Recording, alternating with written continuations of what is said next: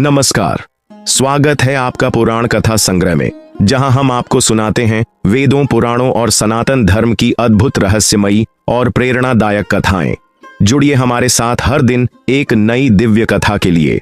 और आज का विषय है लिंग पुराण की रहस्यमयी कथा, शिवलिंग का अनंत रहस्य। जब न दिन था, न रात, न दिशा थी, न आकाश, जब समय भी मौन था, तब भी कोई था।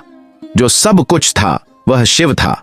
आज हम सुनेंगे लिंग पुराण की वह कथा जो भगवान शिव की महिमा, शिवलिंग के रहस्य और ब्रह्मांड की उत्पत्ति की गूढ़ बातें उजागर करती है। बहुत समय पहले की बात है, जब न धरती थी, न आकाश था, न सूर्य, न चंद्र। तब केवल एक ही सत्ता थी, परब्रह्म, निराकार, अजन्मा, अविनाशी, जिसे हम शिव कहते हैं। परब्रह्म की इच्छा हुई सृष्टि हो, और तभी प्रकट हुआ एक अद्भुत अग्निस्तंभ जो अनंत था। न उसका कोई आदि था, न अंत। ब्रह्मा और विष्णु प्रकट हुए। ब्रह्मा बोले, मैं सृष्टि करता हूं, मैं ही सर्वश्रेष्ठ हूं।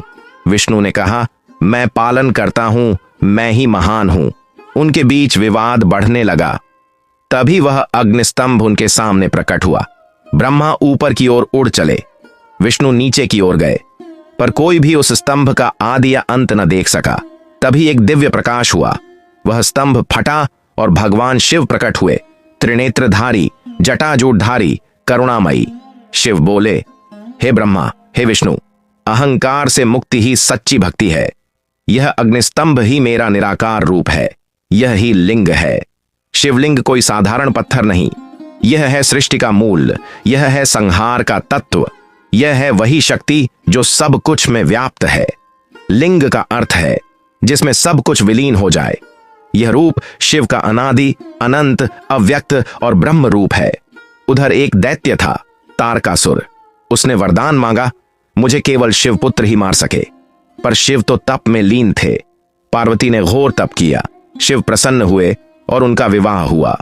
उनसे जन्मे कार्तिकेय, जो तारकासुर के विनाशक बने। शिव ने ब्रह्मा और विष्णु को बताया, धर्म वह है जो करुणा लाए, जो अहंकार को मिटाए और जो सबको एक ब्रह्म में जोड़े।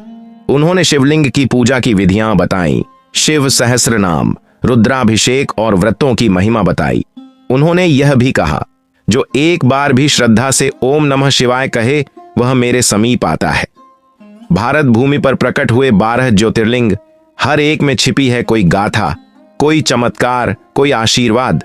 सोमनाथ, जहां चंद्रमा ने शिव को प्रसन्न किया। महाकाल, जहां मृत्यु भी हार जाती है। केदारनाथ, जहां पांडवों को मुक्ति मिली। और अन्य दिव्य स्थलों पर शिव के निराकार रूप की उपस्थिति आज भी महसूस की जाती है। शिव कहते हैं, कलयुग में केवल मेरा नाम ही तुम्हारा रक्षक होगा। जो भी श्रद्धा से लिंग की पूजा करेगा, उसे जन्म मरण से मुक्ति मिलेगी। शिव लिंग नहीं है, वह शक्ति है, चेतना है। वे ही आदि हैं, वे ही अंत हैं, वे ही वह शून्य हैं जिसमें सब कुछ समाया है। जब कुछ नहीं था, शिव थे। जब कुछ नहीं रहेगा, शिव ही रहेंगे।